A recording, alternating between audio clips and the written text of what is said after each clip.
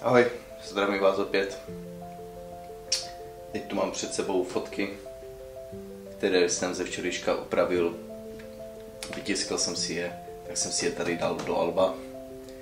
A tak mi napadlo, že když jsem se těma fotkama probíral z té přírody, že bych vám ukázal i druhou stranu mého světa.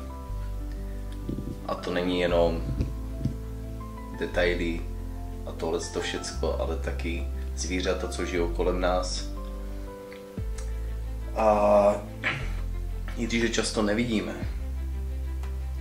tak o to víc fascinující je, když si člověk na chviličku sedne do toho lesa nebo na kraj lesa, louky a splyne s tou přírodou, tak je potom fascinující vidět, co všecko se tomu člověku může ukázat, pokud na chviličku s tou přírodou splyne. Takže tohle není jenom za hledáčkem. Tohle je život v pohybu.